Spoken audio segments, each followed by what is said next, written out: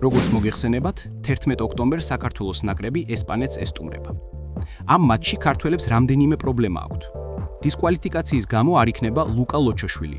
ასევე ხვიჩა კვარაცხელია ახლა რეაბილიტაციის პროცესს გადის და ესპანეთთან შესაძლოა მხოლოდ განსაზღვრული დროით ითამაშებს. პრობლემები ასევე ესპანეთის ნაკრებშიცაა.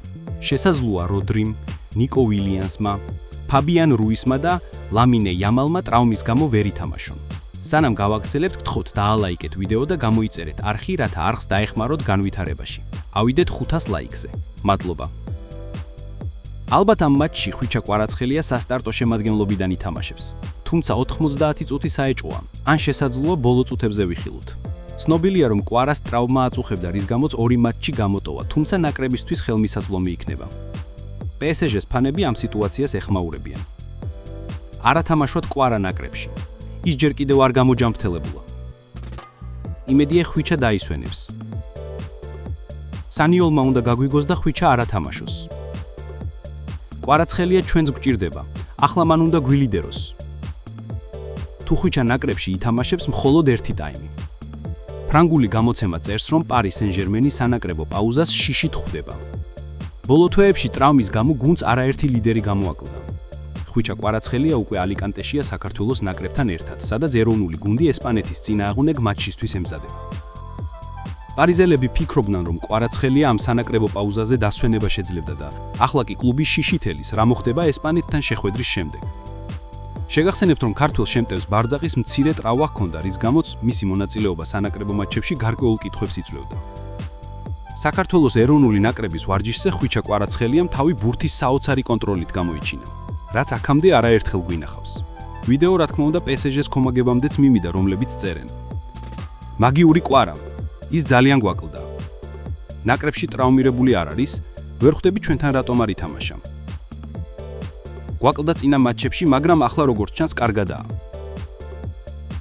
ხვიჩა ნაკრებში ყოველთვის განსაკუთრებულად თამაშობს ხოლმე და ეს კლუბშიც მოყვება.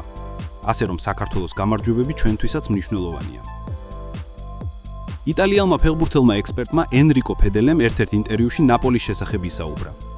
მან ხვიჩა კვარაცხელიას შესახებაც გააკეთა კომენტარი. დებრიუნის საუკეთესო ვერსიას ჯერ კიდევ ველოდებით. იცით მისი რეალური პრობლემა რა არის?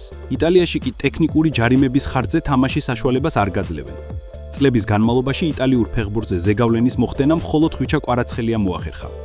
ის ამ მხრივ საუკეთესო იყო. როგორც ჩანს, ხვებს ამისთვის დრო სჭირდებათ, განაცხადა ფედელემ.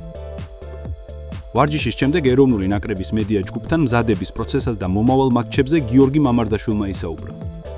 ესპანეთის ნაკრები ჩვენი ჯგუფის მთავარი ფავორიტი და მსოფლიოში ერთ-ერთი საუკეთესო გუნდია, ასე რომ რთულ თამაშს ველოდებით. გვაქვს ესპანეთთან თამაშის გამოცდილება და ვიცით, რომ იოლი არ იქნება. ბევრი შრომა მოუწევს თითოეულ ფეხბურთელს. ჩვენი საუკეთესო თამაში უნდა ვაჩვენოთ, რომ დასახული მიზანი მივახციოთ. სექტემბრის სანაკრებო მატჩების შემდეგ რთული თამაშები ჩავატარე. პრემიერ ლიგასა და ჩემპიონთა ლიგაში თამაში ჩემი ოცნება იყო, მნიშვნელოვანი თუ იყო ჩემთვის, თუმცა წინ უკეთ რთული მატჩები მელის, როგორც სანაკრებო, ასევე საკლუბო დონეზე და ამისთვის მზად ვარ, განაცხადა გიორგი მამარდაშვილმა. ლივერპულის ყოფილმა ფეხბურთელმა ჯონ ულდრიჯმა გიორგი მამარდაშვილის დებიუტზე ისაუბრა. ვეტერანულმა ფეხბურთელმა ქართულ ფეხბურთელზე სპეციალური სტატია გამოაქვეყნა.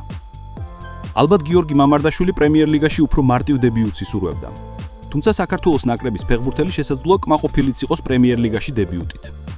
მან ჩელსის წინააღმდეგ საკმაოდ კარგად ითამაშა და რამდენიმე კარგი სეივი განახორციელა. ზოგ ეპიზოდში შეეძლო ფეხით თამაშისას უფრო გაბედავი ყოფილიყო. მამარდაშვილის თამაშზე უარყოფითი შეფასების გაკეთება შეუძლებელია, რადგან ჩემი აზრით ის ახლა მსოფლიოს საუკეთესო მეყარეს ალისონ ბიკერს ცვლის, წერს ჯონ ოლდრიჯი.